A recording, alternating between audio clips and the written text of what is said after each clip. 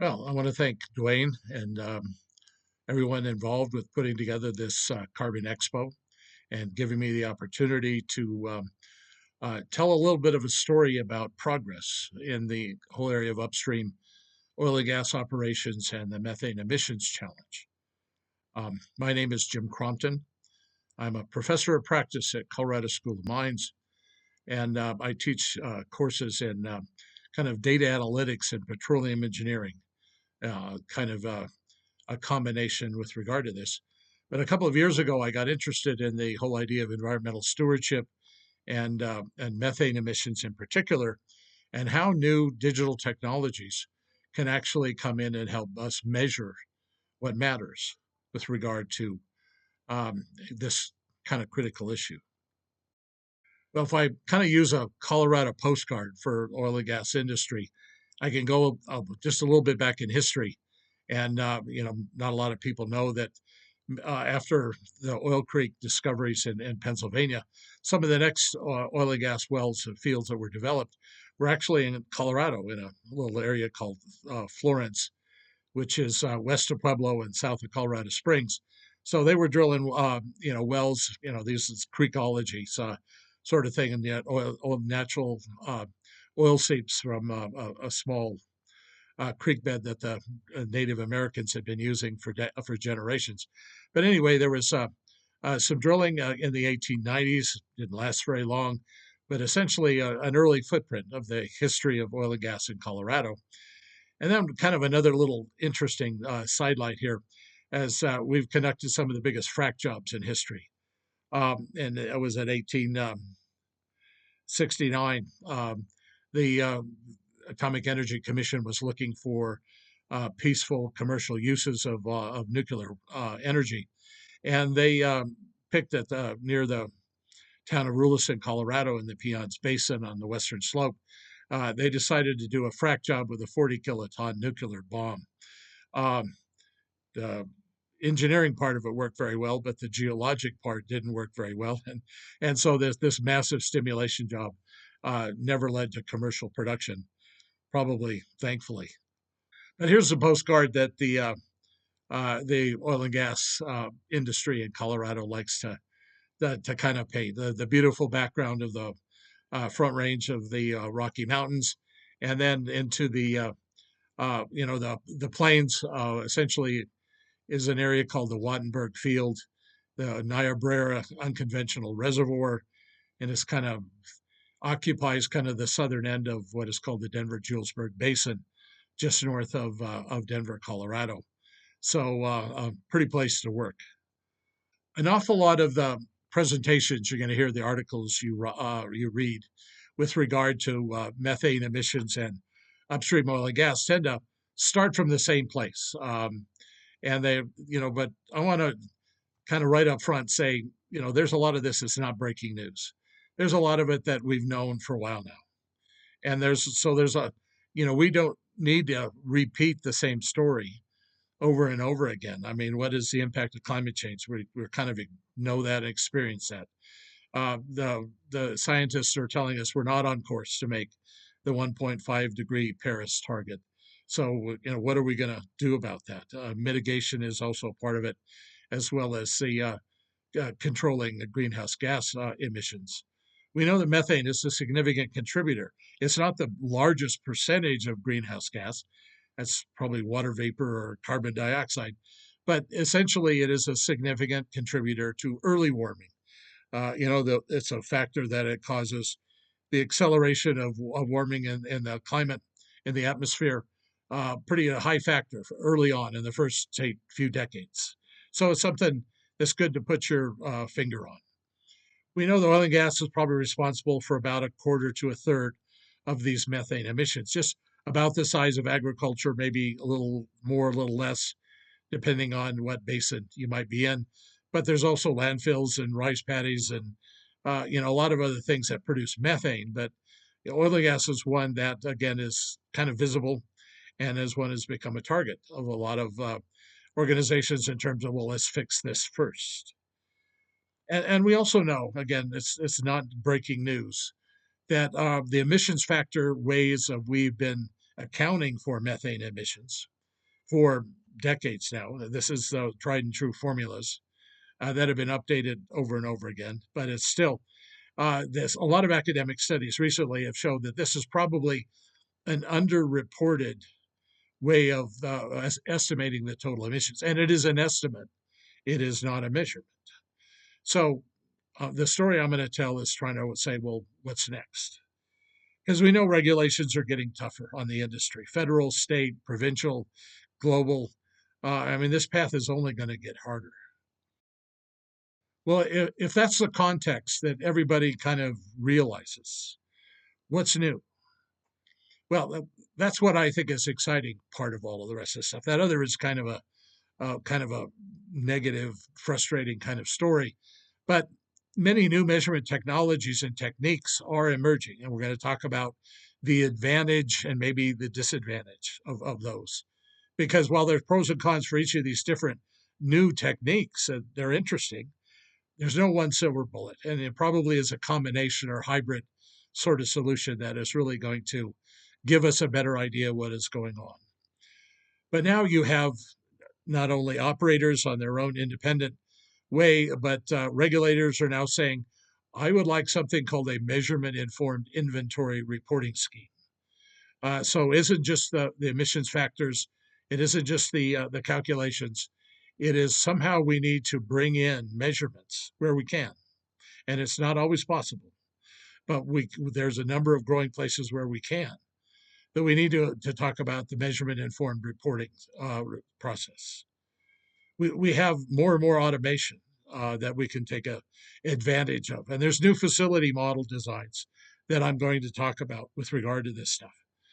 And we know that many organizations, all the way from United Nations on down, are focusing on a metric that can kind of focus everybody around, which is called methane intensity. So maybe that's the number we all kind of talk about. But there are new standards that are emerging as well. Well, these new measurement techniques that I kind of talked about are really kind of exciting and creative. And they're all the way down from satellite monitoring, which is getting more and more accurate, and with more and more of these satellites that are being launched specifically looking for methane, there's more data available to this. If you want, you can fly an aircraft or even a drone over a basin or parts or even a facility in order to get even more detailed information about that. And these kind of techniques are kind of added up to what's called the top-down measurement, kind of part of all of this stuff. But then there are a number of different, it's called continuous emissions monitoring systems, different ways of using spectroscopy, active or passive laser sort of surveys, uh, um, thermal infrared cameras, FLIR cameras, and a LiDAR sort of process.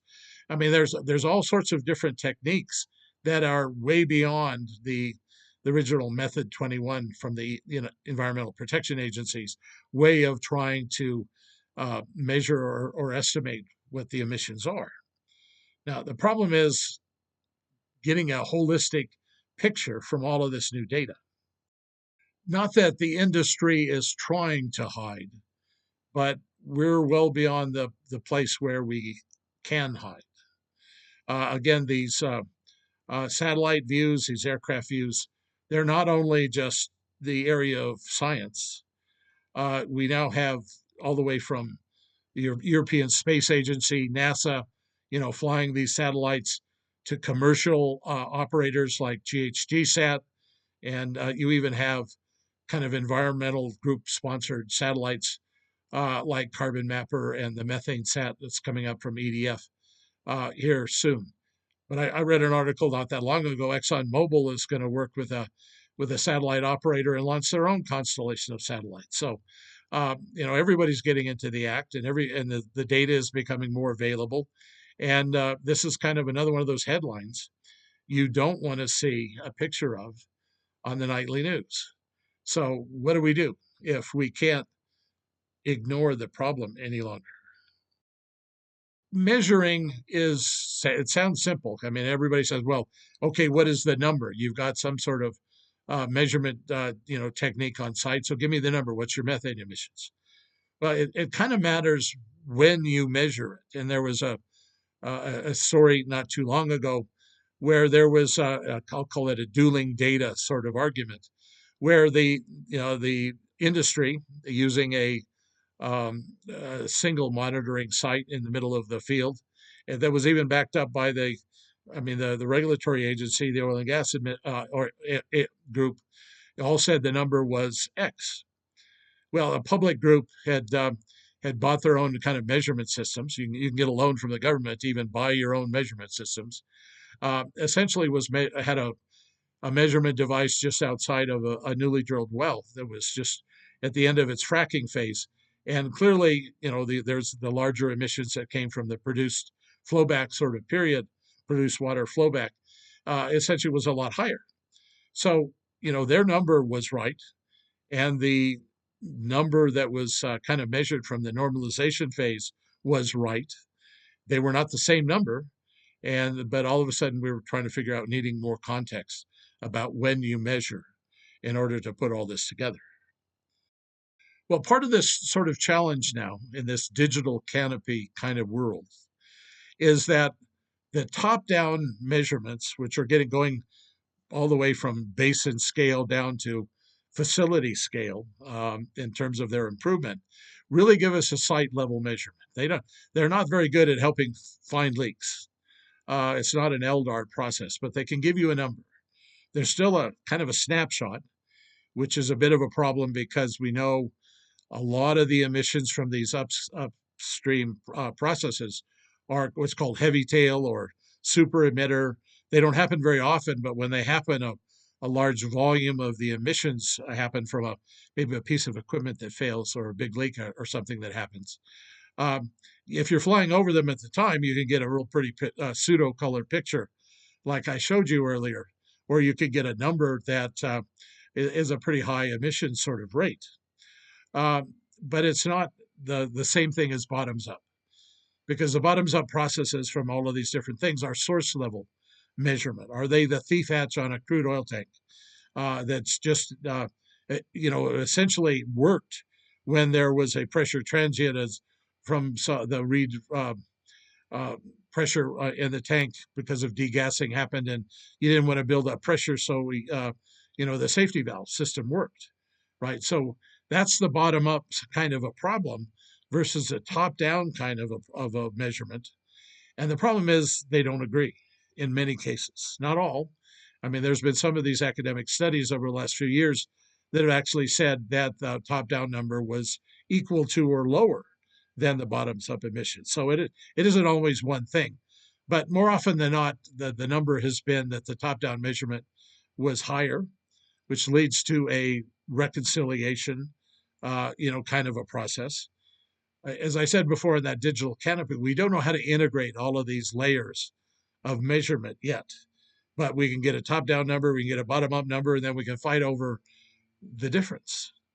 And that's kind of where, unfortunately, where we're headed right now is that how do we address this underreporting, quote unquote, or reconciliation kind of a process? And how do you attribute the higher number to different facilities if your view is from the top down?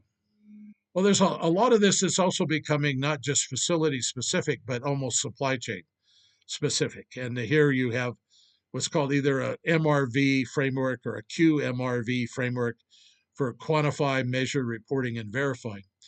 So, and essentially to prove that your natural gas production is at a certain methane intensity in order to sell to a buyer who's interested in all of this, that you may have to take measurements of your entire supply chain from the wellhead, pipelines, processing unit, regas terminals, whatever, through the whole process in order to get your number in terms of negotiating that sales contract.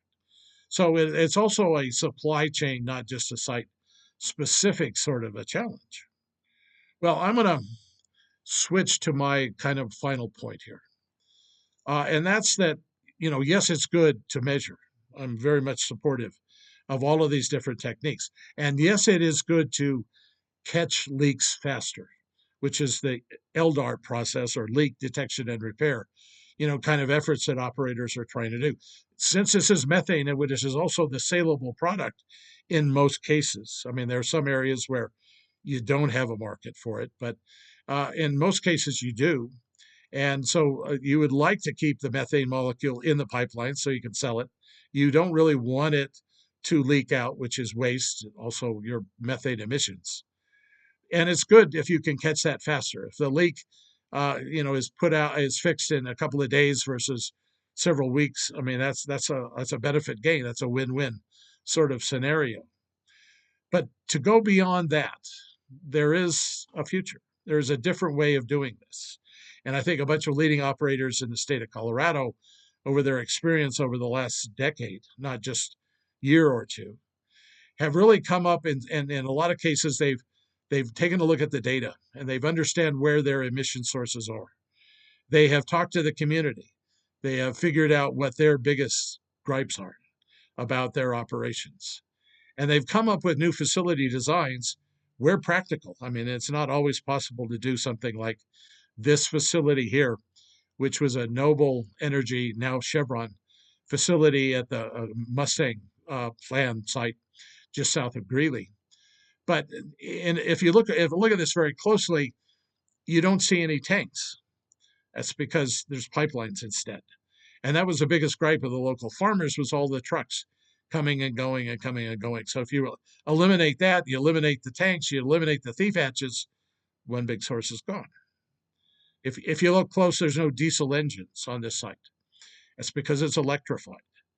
Now, they were fortunate in this sort of scenario that with a reasonable investment, they were able to hook into the local power grid, XL, and essentially they're running the whole plant on that electricity. And if you have this case as the public utility gets greener, greater use of solar or wind sort of facility, that your electricity is greener as well.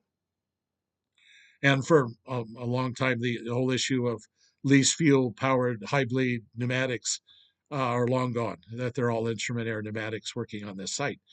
So in here, instead of just reducing methane emissions by 10, 20%, just reducing your methane intensity a few tenths of a percent, you're cutting 80 to 90% of the emissions out. You designed them out, and you're operating to make sure that they're out. And this is a next generation kind of a story that a number of operators in Colorado, with not all exactly like this. I mean, there's varieties, and this isn't a story of one operator. It's a story of the leading operators in the industry that are changing their response. Well, in all of this, it takes a longer term view, not a short term fix. To design emissions out, you need to take a look at all your facilities. And as we kind of said in the other story, and how can I go without tanks? How can I go without my diesel power? And they can't always do that. I mean, there are many places in Western Colorado. It is a long way from a grid connection. So local power is a must. And then how do you deal with flares? How do you deal with pneumatic valves? How do you deal with some of these other problems that we know are sources of methane emissions?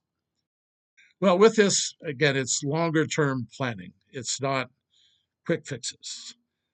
There's a process called comprehensive development plans and predictable permitting that the industry is working with the state regulators in order to come up with a new set of rules, a tougher set of rules, but it is rules that we can play by. Now, a lot of that is also involved in the idea of process control and automation. That facility is normally unmanned, no operators on site. It is controlled from a control room on the west side of Greeley, where essentially this operator has eyes on, digital eyes on, and even camera eyes on what that facility is doing. And he can dispatch operators as needed. He can even shut down production as needed. But this SCADA operating HMI sort of workstation isn't just looking at those 8 or 16 wells on the pad. There's as much as 500 wells on these stations, and there's 4 stations here, so they're looking over 2,000 wells. I mean, this can scale up. We're used to thinking about this technology offshore and maybe onshore control rooms, but it's an onshore sort of opportunity as well. The community engagement I kind of talked about. Go sit and listen to what the neighbors don't like about your operations and see what you can do to mitigate it and make somebody happy, right? With regard to that. But it involves an awful lot of measurement, and it involves an awful lot of reporting, not just to the state on your annual inventory measurement, but to within your organization and sometimes even to the public. Well, there's also a bit of history that we need to tackle as we're doing all of this stuff. It's the problem of orphan or abandoned wells and other sort of facility. Now, these pictures aren't from Colorado; they're actually from Western Pennsylvania. But every oil and gas basin has a history of some of these old facilities that have been abandoned. The operators have gone bankrupt. The ownership is unclear or can't be established. So it falls back on the state. And the Colorado Oil and Gas Commission has a unit with a budget and a prioritization scheme that goes out there and tries to deal with these issues that have been left behind. But at the same time, and I think this is another good story the Colorado Oil and Gas Commission association will tell you about, is that if an operator, in terms of some of their new developments, will go into their property and they will abandon and reclaim some of the older facilities, even some of the wells that are maybe just vertically drilled and horizontal and with a less than optimum frac job, and they will take care of those as part of the drilling permit. COGA will tell you that the industry in the state has plugged and reclaimed more wells over the last decade than they've drilled. So the inventory is shrinking. And it's shrinking both by a cooperation between operators and the regulatory agency responsible for this. So deal with history. Don't try to turn away and look and say that's not my problem. It's our problem, and it's one that needs to be addressed and is being addressed. That's the good news. Well, to kind of finish here, and this is my opinion. I'm not representing any operator or any organization or whatever. It just comes from some of the work we've done at Payne Institute. And essentially, what we need to get to this next generation solution, and many operators in Colorado have reached here, is longer lead planning times and a need for certainty on the permitting process. If you're going to make higher capital investments up front, you need to know that you're going to get the well permitted and that you can get the production. Unfortunately, you go through this, no one's really going to trust you, or few are going to trust you. Outside the oil and gas service industry and maybe some environmental consultants, not a whole lot of people are going to help you or celebrate your progress when you get done. You're going to tell your story that suddenly you've cut by 80%, not 10%, and everybody's going to say, well, what are you going to do next? So this is something that you do because it's the right thing. And so sometimes the incentive in all of this stuff is not a market incentive. It's a not getting hit with a stick, kind of incentive with regard to that. But again, it's maybe the cost of doing business with regard to these kind of areas. But there are some optimistic ways of also getting an economic benefit from this too. Be proactive. Don't wait to the end. Get ahead of the regulations. Don't wait for them to come out and then see what you have to do to comply. This is not a compliance mindset. This is a do the right thing ahead of time mindset. And use modern technology while you're doing it. Clean up the history, as we've kind of talked about. But we know, there's been a lot of people kind of talked about it. Thomas Fox of Highwood Emissions is one of them who talks about the fact the industry is divided. The best operators are ahead of the game. But many other operators are not. And some of those other operators may not get over this hurdle. These transitions don't produce all winners. And so you have to work hard to be a winner.